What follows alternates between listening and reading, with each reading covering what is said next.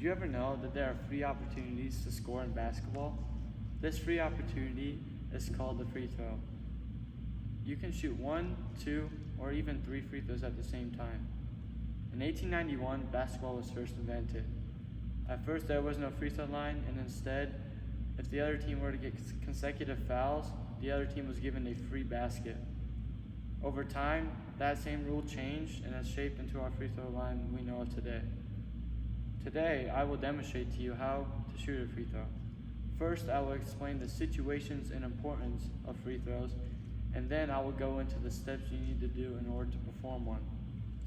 Now, without further ado, let's look at the situations and importance of free throws. The first situation is when you get fouled while shooting. Here, you get 2 free throws after that, so you can still get the 2 points. The same thing goes for when you're shooting a 3.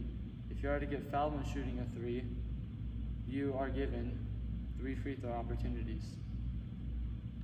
If you make something called an and-one, which is when you make the shot while getting fouled, you get an extra free throw. So if you shoot a 2 and make it and get an and-one, you can get 3 points. If you shoot a 3 and get an and-one, you can get 4 points in one possession. A more complicated way of shooting free throws is when the other team's team foul total gets to 7. Team fouls is everyone's individual fouls added up together. So if the team gets a 7, you get a 1-and-1 opportunity. A 1-and-1 is when you get 1 free throw shot, and if you make it, you get another one. So you can get 2 points. However, when the team total gets to 10 fouls, you get 2 shots no matter what. The final situation in which free throws are performed is when the other team gets a technical foul. Technical fouls are called when the other team may physically harm someone, say something that they're not supposed to, or many more.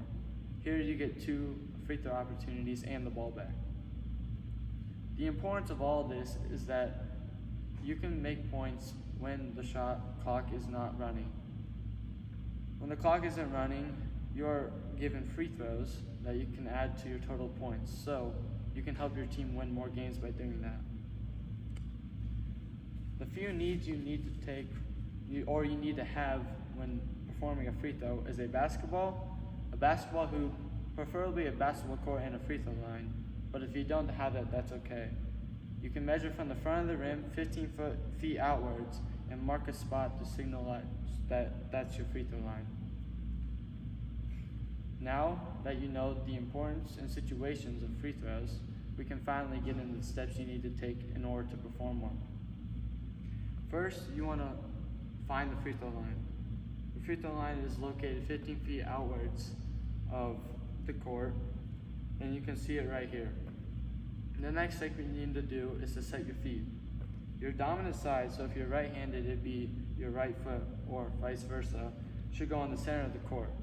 Typically, there's a dot in the center of the court marking that it's the center, but if you don't have a court, you're just gonna have to kind of guess. That should be almost touching the line, but not quite touching because that's illegal in this sport. Your non-dominant foot should lay about 3 inches backwards of your other foot and about shoulder width apart. Once you take into account that step, you can finally get into your routine. Your routine could be anything. Mine personally is just a dribble and another dribble, but you could do a dribble behind the back, a dribble again.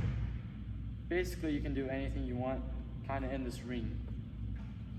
A routine is very important because it gets you into the groove of shooting and can help you make more free throws. After you take into account those 2 steps, we can move into your hand placement.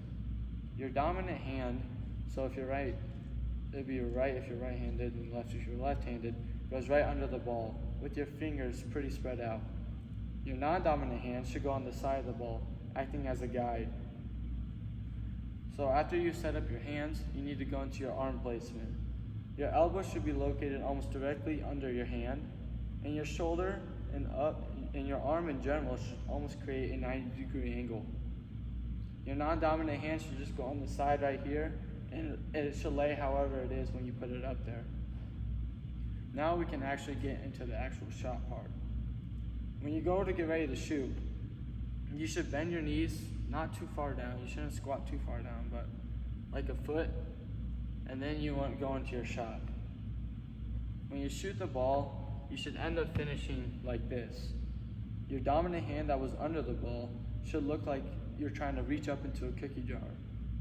Your guide hand shouldn't move, since it was not actually helping push the ball, but just acting as a balance and a guide for it. After taking into account that, you need to know what an arc is. The arc is how much height you put on your shot.